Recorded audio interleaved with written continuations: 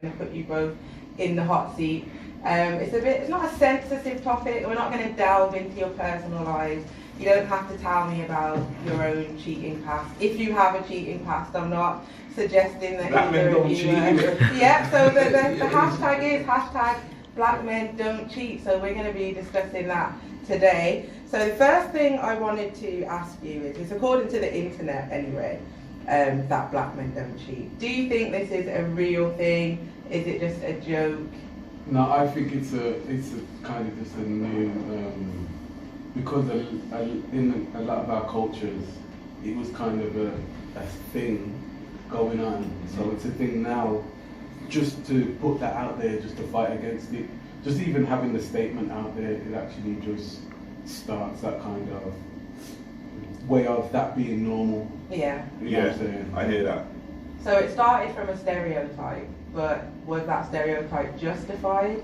Were black men just prolific cheaters and that's why they got that tag? I wouldn't say prolific cheaters, more prolific not trying to be Committed, yes. committed. Yeah, that's fine. You get what I mean? So a lot of the times, I like the way you put that, it man makes it wasn't sound even- better. a lot of times man wasn't even cheating, it was just not in a fully committed relationship. Yeah.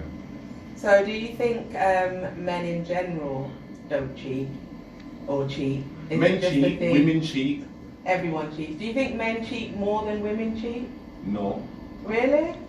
According to the internet, men cheat a lot more. I think men cheat slightly more, but I think for different reasons.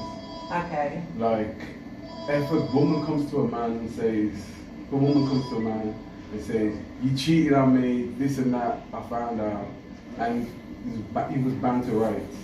He's just thinking, oh no, she's found out, oh, I'm sorry, what I'm going to do to make her. You know what I mean? And it's that kind of thing. He's in the doghouse. Yeah. A lot of the times the other way around, it's like, you cheated on me, babe. It's like, but you didn't pay attention to me. Or, Yeah. you know what I mean? Where for us, it's like, there's no excuse. We know there's no excuse for it. But women get to have reasons and people might understand those reasons and like, oh, I can see why she did that. Yeah, so. Okay. Do you think it's easier or harder in 2019 for people to make real connections? Like, I think so, definitely. I think with the internet, it's a lot of things get taken for granted and it's too easy to make friendships and relationships. It's too easy. People diverge into them too quick. Yeah. Why do you think that is though? Is it because people just don't have self-control and it's like there's too many things at the buffet What do you and they mean? don't know Like, what it's to try? easier. I think it's kind of easier to have access to people. And here's the thing, like, alright, so if you're in a relationship now and then you're just doing your thing in a relationship, when you become single, you might have your single time, a few months, then you're like, alright, and then we look on the market and we start talking to people and dating people. Yeah. So you do that. And sometimes by the time you actually find somebody, you realize you've kind of got other plates spinning simultaneously. And you put yourself in that. So it's like accidental overlap. Yes, is what you're saying. lots of men and women actually do that because you start talking to various people. Okay. You find one, and sometimes you put yourself in a position where there's other people kind of lingering. So sometimes you're not always talking to one or two people. It can be more because the internet. You could. I guess that makes sense. I've even seen pictures where a man has forwarded like good morning. So he just types good morning to one woman and then just clicks forward and just sends it to all the other women. One of the things I was just thinking when you said it, like the relationships just get built up so easy and then you can have relationships happening so quickly because, you know, when you don't know someone, you see them so much on Facebook, you go out and then you see them and you're like, I know that person. You feel like you know them. You feel like you know them, so people in relationships have like 2 weeks and it feels like a couple of months because they've been seeing them so long on their timeline. And it's like a fake friendship, relationship being building and you don't actually know that person in the depth that you would know them if you were to meet them one-on-one all the time. That's what I'm saying. It's true. Yeah. So sometimes I've met people online that have big online personalities.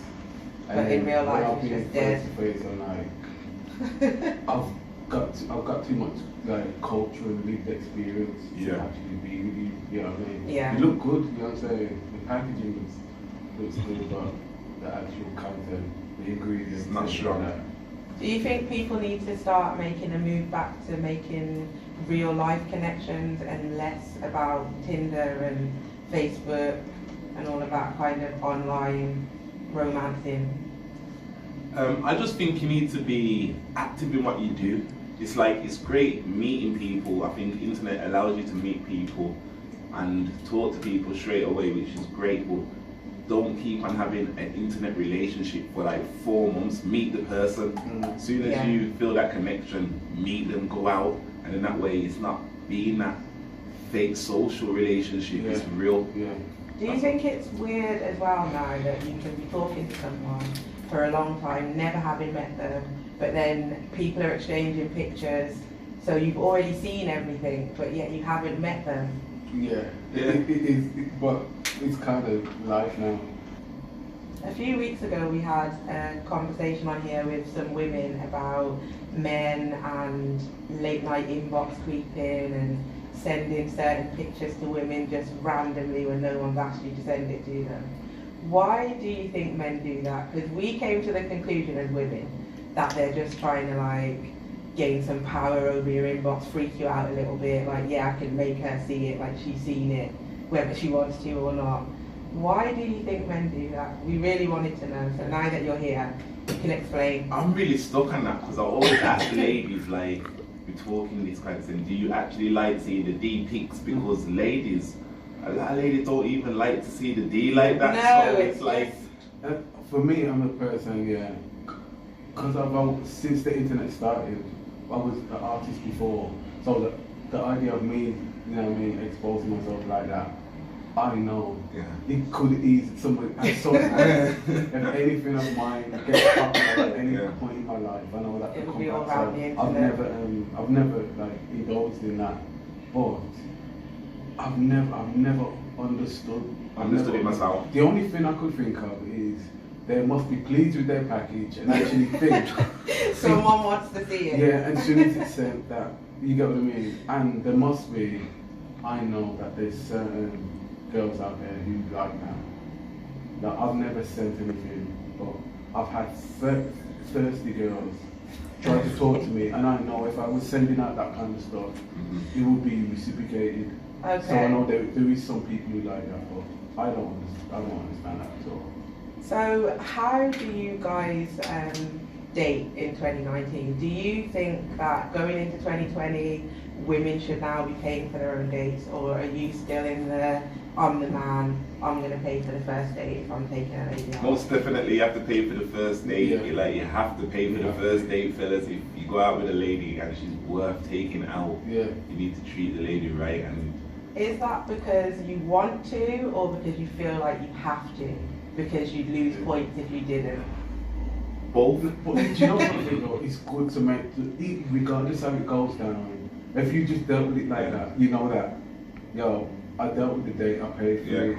Like, I was a gentleman, regardless of to whom or what. I done my part. You know what I mean? Doesn't it get expensive though? It does. If you're dating a lot. But you don't date a lot. No, but it depends. It depends how it works.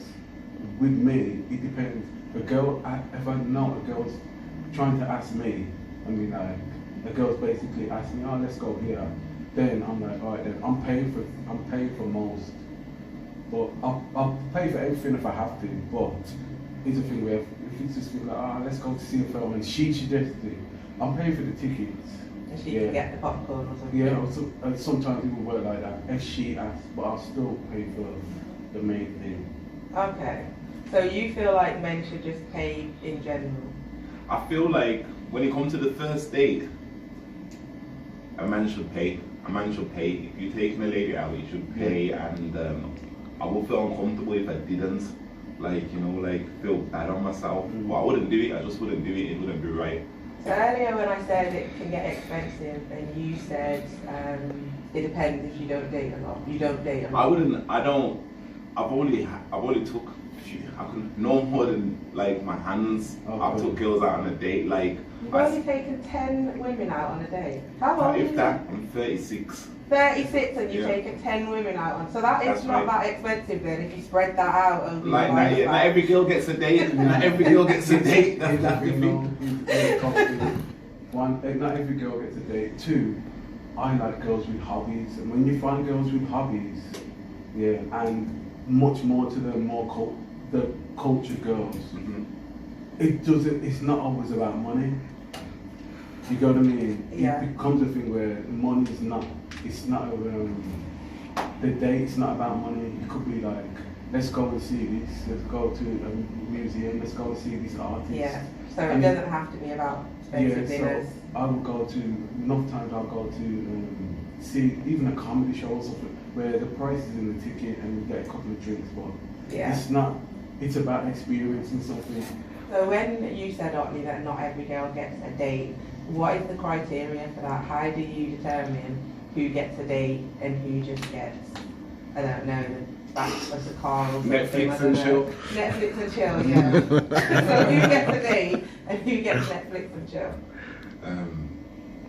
One by how I taken to them straight away, and you feel some type of way when you see someone you like, and then I like a lady with class. I like a classy lady. I like a lady with class, and one thing will lead to the later culture.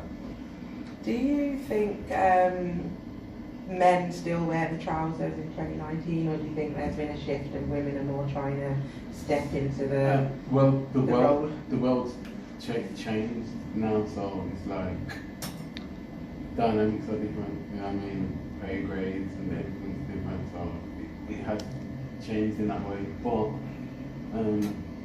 it's not just about even income when it comes to wearing the trousers. You know what I'm saying? My mum is like a full black professional woman, and my dad is like he's a yard man from the 60s basically. Yeah. But my dad's still a man in the house because how he lives. Do you think that men nowadays are finding it a bit threatening? The way women are kind of trying to step into all arenas? I think when you said the women wear the trousers now, I think a lot of women do.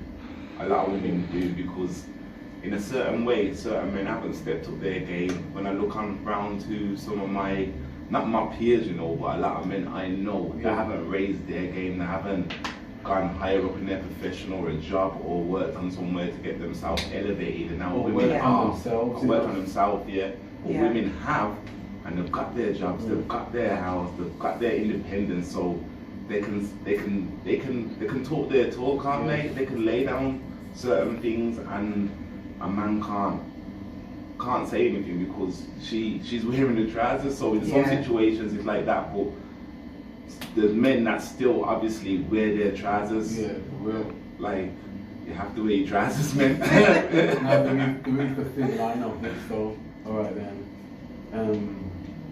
Okay, if a man's with a woman, and if the woman is a really talented and professional in her job, she could earn a wage that you may not be able to earn. Yeah. You know what I'm saying? So if I meet a woman like that, I'm not actually, that wouldn't intimidate me. As long as I'm earning my money, and as long as I'm wearing the trousers and decisions and the way I deal with things, and the way I present myself and the way I speak. You know what I'm saying? That's cool. That's cool, because at the end of the day, there is women who are gonna, like, if you meet a woman who earns $5 grand a month, that's what right. are you gonna do? Like, but it's not the wage that makes you wear the trousers. Exactly. It's the way you carry yourself. Like, there's still, I don't want to start downgrading people, but there's still so many males that do live with their mums still, and all of them kind of things, and you can't be a man in your mum's house. You can't be wearing the trousers and you live with mum. You can't be a man in your mum's house. But some men will still try. Some men will still try and be putting their foot down and trying to wear the trousers when they're not doing anything at all. Tell them to stop it, innit? And then those are the ones talking about feminism ruining the black community and all of that stuff. Just talk. Yeah, do you know something that's true? You know, it's mostly them man. Yeah, it's just to bring up that. It is. It actually is. So going back to our hashtag Black Men Don't Cheat, do you think men can be faithful, or do you think, as some men think, that men are kind of genetically predisposed to have a wandering eye or wandering genitals? Men can definitely be faithful, and men are doing it, but I think men Not are. all men. I don't even think all men are like meant to be faithful. Like, I think most supposed to be, and I think there's a few percent, there's a 30%, that there's a natural like 25-30% that's gonna. That is weren't born that way. I hear that most definitely. I'm with you on that, and I think that men, as you were saying, from genetic time, being used to having more women, and I think it's something like. And culture, like. It's like, we're from Jamaican background where it's like you can kind of you given a little bit of a leverage. I was given a leverage in my family.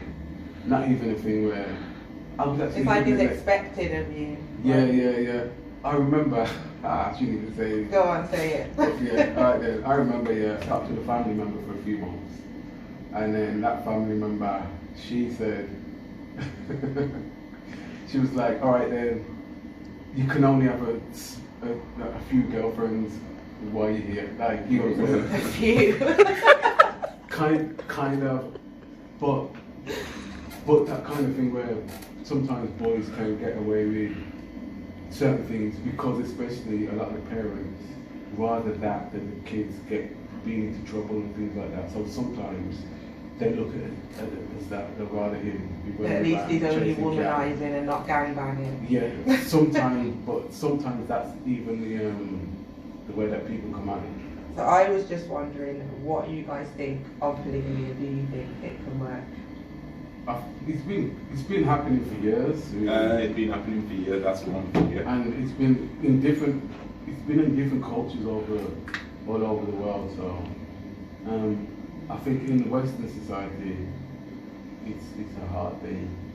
In our culture, it kind of happens without anyone's consent. Just the man's out there with me a girlfriend. Or even if there's consent, but they'll never use that word. I guess.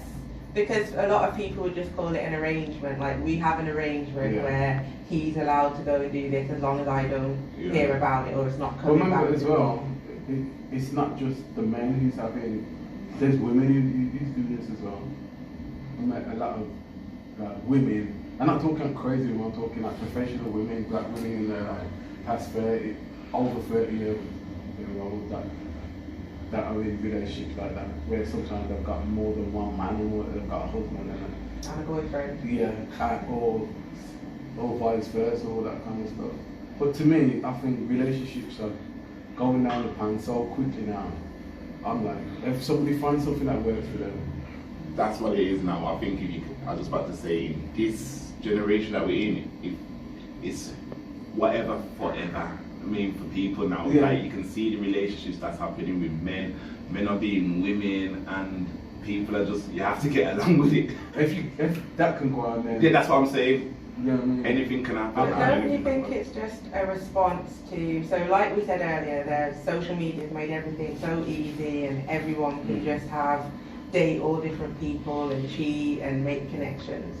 So now, would you say that people are deciding to be polygamous because they feel like, I might as well, because I can't ensure that my man's not going to be doing all of this anyway, so we might as well just make it official and call it polygamy? I think there's some people like that, but there is some people who actually like, it's not always the man's idea. You know what I mean? I've seen it for lots of different reasons. Actually, I used to watch the show with my ex. Was it called Sister Wives? Yeah. I watched that to research this today. And okay. It was wild. The black man. Yeah. Okay. Yeah, I used to watch that on Sunday morning still. It was a good show. What's it called? Sister Wives. It's basically a show where it's like a reality show, and they have like a couple who want to find another wife to join their family. Like, they've got kids, they're like a proper family, some of them are husband and wife, some of them are all like 8 years into their marriage, and then the husband decides, I know, it's my calling. They always say it's their calling. No, but it's my calling. They're more religious, the black family, they're not really, they're just cool. But here's the thing, it's not like the man, I want to do this. Sometimes the woman is pushing it more than the man. And sometimes like this is like, say if they want a bigger family, and they'll be like, all right, then cool. We want to, like, I'm gonna be working. I want more kids. She's gonna be like your girlfriend / babysitter / nanny, housekeeper, lover. That's gonna be her job, and then I'm gonna do my thing and run my business.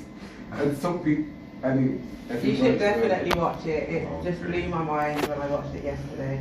With the black couple, they had this, the sister wife, like the new woman that was coming into the relationship, she hadn't been intimate with the man yet.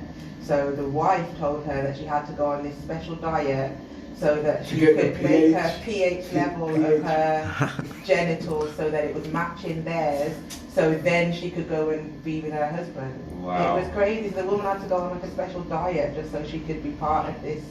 To me, yeah, that's it. Me and my gal are just like, yo, you have to be on a special diet, you know, to even get with us. To even that's the levels. I think in the future, as time goes on, I think you're gonna see. There's a comedian named D. Davies. He's got 2 women in it. Yeah.